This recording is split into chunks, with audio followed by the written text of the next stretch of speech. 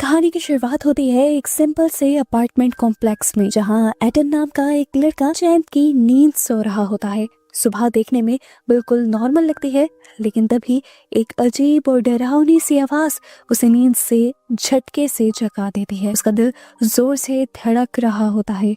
समझ नहीं आता कि ये आवाज कहाँ से आई। वो बिस्तर से उठता है और डरते हुए दरवाजे के सुराख से बाहर झांकता है, पर हॉलवे बिल्कुल खाली होता है। दिल में एक अजीब सा डर लिए वो टीवी ऑन करता है, जहाँ पर अब कोई प्रोग्राम स्क्रीन पर नहीं आ रहा था, बस चल रही थी तो एक इमरजेंसी वार्निंग कि सब अपने घर पर रहे, कोई भी बाहर ना निकले। वो हैरान भी होता है और थोड़ा डर भी जाता है। अभी वो ये सोच ही रहा होता है कि बाहर से लोगों की जोर जोर से चीखने की आवाजें आने लगती हैं। एडन भागकर बालकनी में जाता है। नीचे का मंजर देखकर उसके पैरों तले जमीन खिसक जाती है। लोग इधर उधर पागलों की तरह भाग रहे थे। हर तरफ चीखों पुकार मची हुई थी। सब कुछ तहस नहस हो गया था।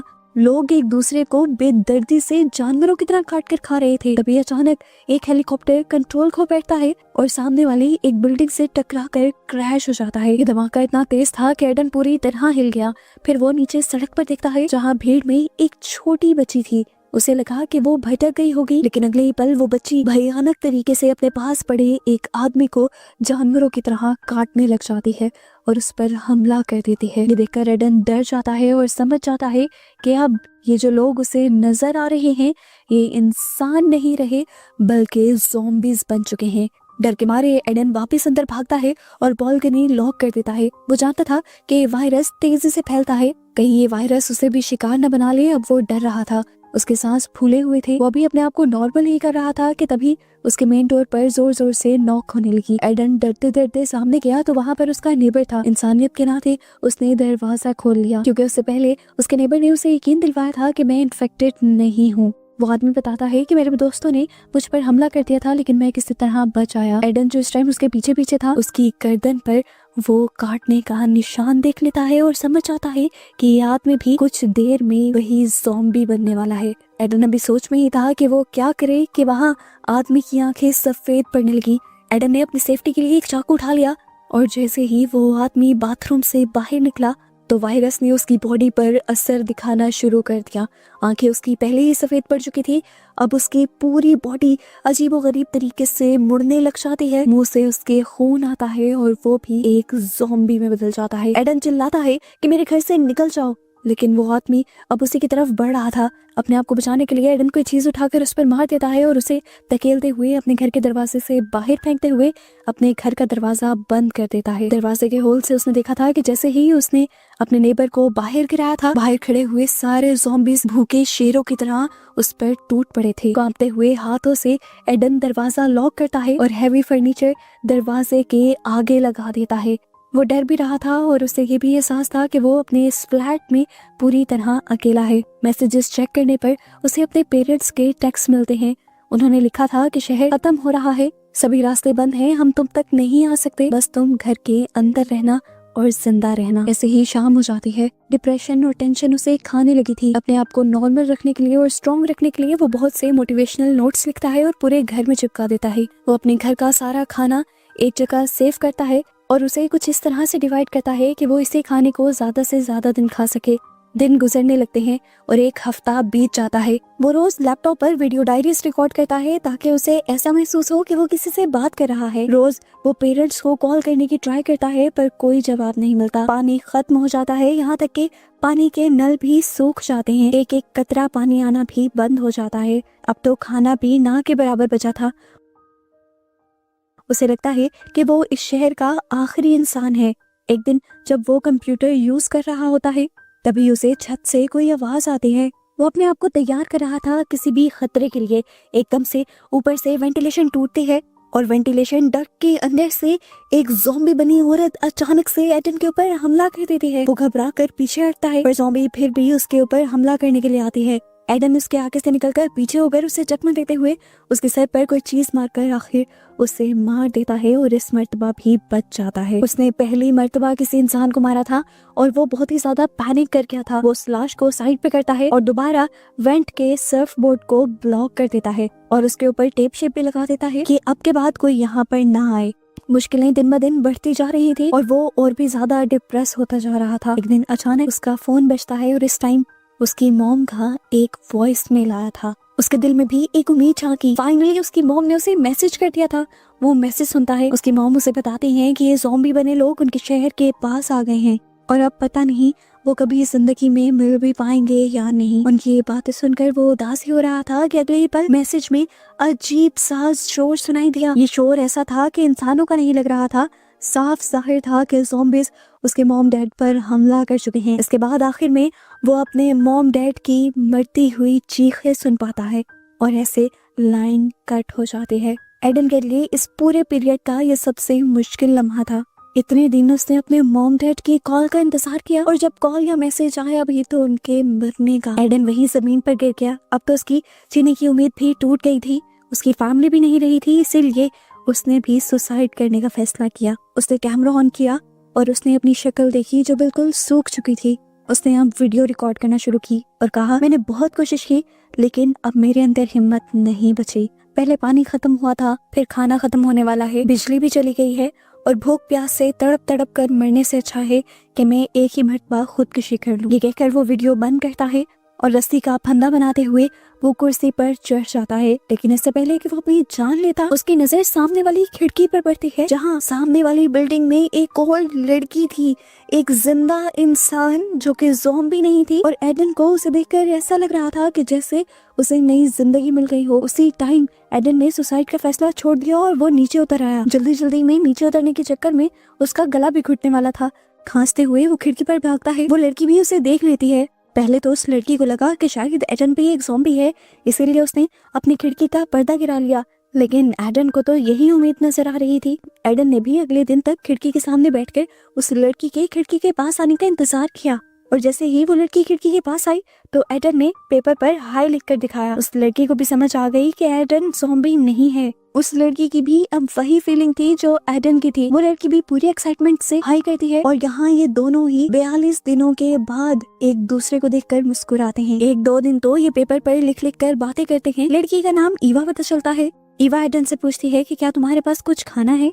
एडन बताता है खाना तो नहीं है पर पानी है। ऐसे ही कुछ दिन और गुजर जाते हैं और एक दिन तेज बारिश होती है। एडन की खुशी का ठिकाना नहीं था क्योंकि पानी का एक सोर्स मिल गया था। घर के सारे बर्तन बालकनी में रखकर वो पानी जमा कर लेता है और हफ्तों बाद नहाता भी है। उसे पता था कि ईवा के पास भी पानी खत्म हो गया है, इसीलिए वो ईवा तक पानी पहुंचाना चाहता था, लेकिन घर से बाहर वो निकल नहीं सकता था। बहुत सोचने के बाद उसने एक आइडिया लगाया और घर के सारे कपड़े बांधकर एक रस्सी बनाई। उस रस्सी की बॉल बनाते हुए उसने ईवा तक फेंक दी। ईवा ने जैसे ही वो बॉल पकड़ी तो उस रस्सी के जरिए एडन ने ईवा के पास पानी की बोतल पहुंचाई। लेकिन जैसे ही वो पानी की बोतल बालकनी की रेलिंग से टकराई तो वहाँ पर बहुत ज्यादा शोर हो गया और शोर से अट्रैक्ट हो गए ज़ॉम्बीज़। रस्सी और रस्सी के पीछे एक जिंदा इंसान को देखकर ये ज़ॉम्बी ईवा वाली बिल्डिंग के ऊपर चढ़ना शुरू हो जाते हैं और एडन भी ये सब देख लेता है। ईवा को बचाने के लिए एडन एक बोतल ज़ॉम्बी के ऊपर फेंकता है ताकि वो उसका ध्यान भटका सके और इस काम में वो कामयाब भी हो जाता है। ज़ॉम्बी का ध्यान अब एडन की तरफ आ गया था और वो अब एडन वाली बिल्डिंग के ऊपर चढ़ने लगा। एडन भी ऊपर से बेसबॉल लेकर तैयार हो गया और जैसे ही वो ज़ॉम्बी उसके करीब आने वाला था एडन ने जोर से वो बेसबॉल उसके सर पे दे मारी और ज़ॉम्बीज़ इस तरह नीचे गिरकर मारा गया। फाइनली ज़ॉम्बी से तो बच गए थे, लेकिन मसला तो वही था कि अब भूखे और प्यासे थे ये दोनों। एडन को पता था कि खाना ना मिला तो भी मर जाएगा और अगर उसने खाना ढूंढने के लिए थोड़ा सा रिस्क ले लिया तो कुछ % उम्मीद है उसके बच जाने की। ये सोचते हुए फाइनली वो कोई 45 दिनों के बाद घर से बाहर निकलता है और आसपास देखता है तो कोई ज़ॉम्बी नहीं था। उसे अपने नेबर की लाश वहीं जमीन पर पड़ी मिलती है। जल्दी से वो उसकी पॉकेट टटोलते हुए उसकी चाबियां निकाल लेता है ताकि वो उसके घर से कुछ खाना चुरा सके। लेकिन इतने में ही यहाँ पर ज़ॉम्बीज़ का एक झुंड आने लगा। एडन ने देखा कि उसके पास इतना टाइम नहीं था कि वो अपने अपार्टमेंट में वापस जा सके। ज़ॉम्बीज़ से बचने के लिए वो वहीं उसी लाश के साथ लेट गया और उसने दूसरी लाश को अपने ऊपर कर दिया और खुद भी मरने का नाटक करने लगा। पुरानी लाश की स्मेल की वजह से ज़ॉम्बीज़ को लगा कि एडन भी मरा हुआ है, इसीलिए वो एडन को इग्नोर कर आगे बढ़ गए और ऐसे फाइनली उसकी जान बच गई। ज़ॉम्बीज़ के चले जाने के बाद वो उठकर अब अपने नेबर के घर चला गया था। उसने जाकर देखा कि बेड पर एक लाश थी। उसने ये देखने की जहमत भी नहीं की कि क्या वो लाश कोई ज़ॉम्बी तो नहीं, और वो किचन में चला गया। किचन का सामान देखकर तो उसकी खुशी का ठिकाना नहीं रहा था। उसके लिए तो वहाँ पर खजाना था, बहुत सारा कैन फूड, पानी और सब कुछ। वो जल्दी जल्दी बैग्स भरने लगता है और अचानक से अंधेरे में से कोई उसके ऊपर हमला कर देता है। जिसे वो एक लाश समझ रहा था, वो असल में एक ज़ॉम्बी ही था। अपने आप को बचाने के लिए एडन पास पड़ा एक लैंप उठाता है और उसके सर पर दे मारता है। पर यह ज़ॉम्बी इस तरह तो मरने वाला नहीं था। वो दोबारा एडन पर हमला करता है और एडन नीचे होकर अपने आप को बचा लेता है। और इस मर्तबा उसे आखिरी हमले में हर हाल में ज़ॉम्बी को मारना था, नहीं तो खुद भी इन्फेक्टेड होने के उसके चांसेस बढ़ जाते। इसने यहीं से एक आइस तोड़ने वाली एक्स उठाई और जोर से ज़ॉम्बी को मारी, जिसकी वजह से फाइनली ये ज़ॉम्बी मर गया। और आखिरकार एडन सारी चीजें लेकर फाइनली अपने घर लौट आया। घर आने के बाद उसे एहसास हुआ कि ज़ॉम्बी ने 2 से 3 मरतबा उस पर हमला किया था। क्या उसके जिस्म पर कोई चोट का या काटने का निशान तो नहीं था? अच्छी तरह अपने आप को चेक करने के बाद वो अपने आप को साफ करता है। उसे खाने के साथ साथ वहाँ पर 2 वॉकी टॉकीज भी मिले थे और इन वॉकी टॉकीज की उसे खाने से ज्यादा खुशी थी, क्योंकि वो बहुत ही अकेला फील कर रहा था और उसे किसी से बात करनी थी। उसने सारे काम छोड़कर सबसे पहले बहुत सारे कपड़ों से एक जिप लाइन बनाई और वो वॉकी टॉकी सामने इवा की बालकनी तक पहुंचाई। उस रात पहली मर्तबा इन दोनों ने एक दूसरे से बात की और दोनों ने ही इतने दिनों बाद किसी इंसान की आवाज सुनी थी। ये दोनों बहुत ही ज्यादा खुश थे। अब एडन के ऊपर एक जिम्मेदारी आ गई थी। उसने फैसला किया था कि वो अपने साथ साथ एवा के लिए भी खाना जमा करेगा, जिन्हें वो जिप लाइन के जरिए एवा तक पहुंचा दिया करता था। उसे आज एक नया रास्ता मिला था। उसके जहन में आया था कि क्यों ना वो अपने बाथरूम की वेंटिलेशन डक्ट के जरिए एक दूसरे अपार्टमेंट में चला जाए। यही सोचते हुए वो दूसरे अपार्टमेंट में जाता है और ये देखकर उसे बहुत ज्यादा खुशी होती है कि यहाँ पर भी बहुत सारा खाना था। वो वॉकी टॉकी से एवा को ये बात बताता है तो एवा भी खुश हो जाती है, लेकिन उसे कहती है कि तुम्हें यहाँ नहीं आना चाहिए था। अगर यहाँ कोई ज़ॉम्बी होता तो। ये लोग अभी बात ही कर रहे थे कि एकदम से एडन के पीछे कोई आकर खड़ा हो गया। ये एक ओल्ड मैन था। इस ओल्ड मैन को देखकर एडन के होश उड़ गए, लेकिन एडन समझ गया कि ये ओल्ड मैन ज़ॉम्बी नहीं है। ओल्ड मैन उससे पूछता है तुम यहाँ पर क्या कर रहे हो और कहाँ से आए हो? एडन बता देता है कि मैं वेंटिलेशन डक्ट के जरिए आया हूँ और मुझे सिर्फ खाना चाहिए। वो ओल्ड मैन अच्छा था। उसने एडन को बिठा कर अच्छा खाना खिलाया और पानी भी दिया और साथ घर ले जाने के लिए सामान भी दिया। और एडन जैसे ही वो सारा सामान लेकर अब घर की तरफ जाने वाला था तो एकदम से उस बूढ़े आदमी ने पीछे से एडन के ऊपर हमला कर दिया। उसे जब होश आया तो वो एक कमरे में था बेड के सामने, और उसके सामने एक खूंखार ज़ॉम्बी बनी औरत थी जो उस पर हमला कर उसे खाना चाह रही थी। और ओल्ड मैन सामने बैठकर ये सारा तमाशा देख रहा था। एडन उससे पूछता है आखिर क्यों किया आपने ये? ओल्ड मैन बताता है ये मेरी वाइफ है, मैं बहुत प्यार करता हूँ इससे, इसे मार नहीं सकता। क्या करूँ अगर ये ज़ॉम्बी बन गई है? छोड़ तो नहीं सकता ना, इसीलिए मैं इंसानों को ला कर इसे देता हूँ ताकि ये खा ले। ये सुनकर एडन गुस्से से पागल हो जाता है, अपने आप को बचाने के लिए अपनी रस्सी तोड़ता है और यहाँ ओल्ड मैन उसे रोकने की कोशिश में लग जाता है। एडन अपने आप को बचाने के लिए ओल्ड मैन को ही उठाकर बेड पे पटक देता है और उसकी वाइफ उसी को खा जाती है और फाइनली एडन बच जाता है। इससे पहले कि वो अपने अपार्टमेंट की तरफ निकलता, सामने से इवा की उसे कॉल आती है और इवा से बताती है कि उसके अपार्टमेंट में ज़ॉम्बीज घुस आए हैं। उसने किसी भी हाल में अब इवा को बचाना था, इसीलिए वो इस ओल्ड मैन की बालकनी से इवा की बालकनी के ऊपर जंप करता है, पर खराब किस्मत के पाँव के बैलेंस खराब होने की वजह से वो नीचे गिर जाता है। एवा इस टाइम फौरन से वही कपड़ा एडन की तरफ फेंकती है जिससे ये लोग चीजें एक्सचेंज किया करते थे। उसी कपड़े पर लटकते हुए बिना टाइम वेस्ट किए एडन अब उसकी तरफ आ ही रहा था कि उसके पीछे एक ज़ॉम्बी पड़ गया। ज़ॉम्बी उसके पाँव पर लटका हुआ था। इस रस्सी के जरिए वो भी ऊपर आ सकता था, इसलिए एडन इवा के अपार्टमेंट में जाने के बजाय उससे नीचे वाले ही अपार्टमेंट में उतर गया और उसने उस रस्सी को भी खोल दिया ताकि ज़ॉम्बी ऊपर ना आ सके। और अब उसने इवा से कहा कि तुम्हें ही नीचे आना होगा।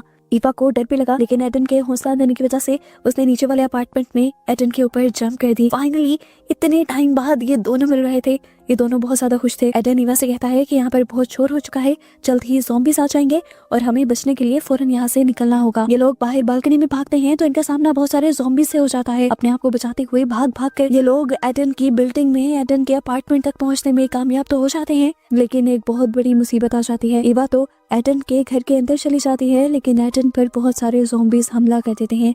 एडन के पास इस टाइम एक बेसबॉल बैट था जिससे उसने इन सारे ज़ॉम्बीज़ से मुकाबला किया, उन्हें मारा और फिर जैसे ही अपार्टमेंट के अंदर आया तो फूट फूट कर रोने लगा। इस टाइम वो खून से लथपथ था। उसने बस कहा, मुझे मार दो, मैं अब जल्दी ज़ॉम्बी बन जाऊंगा, मुझे मार दो। वो बालकनी में आया और उसने अपनी शर्ट उतार दी। वो अपने आप को खत्म नहीं करने वाला था, बालकनी से जंप ही करने वाला था कि तभी ईवा ने उसे रोक दिया और कहा, एडन तुम बिल्कुल ठीक हो, तुम पर कहीं काटने का निशान नहीं है, तुम पर बस ज़ॉम्बीज़ का खून लगा है। ये दोनों जिंदा थे, सही थे। ये जानकर कि दोनों बहुत ही ज्यादा खुश हो जाते हैं। एक दूसरे को जिंदा सलामत और एक साथ देखकर ये दोनों बहुत ही ज्यादा खुश हो गए थे और दोनों में ही दोबारा से जीने की उम्मीद जागी थी। ये दोनों इससे पहले कि अपने मिलने को सेलिब्रेट कर पाते, एडन के घर के बाहर दोबारा ज़ॉम्बीज़ की आवाज आने लग जाती है। ये लोग जल्दी से दरवाजे के आगे फ्रिज रख देते हैं और दरवाजा खुलने से बचा लेते हैं और फिर एक दूसरे से वादा करते हैं कि जल्द ही वो इस ज़ॉम्बी वाली सिचुएशन से निकल जाएंगे और फिर ये जिंदगी एक साथ गुजारेंगे। ये कहकर ये दोनों एक दूसरे को हक करते हैं और इस तरह इन दोनों के मिलने पर ये मूवी यहाँ खत्म हो जाती है।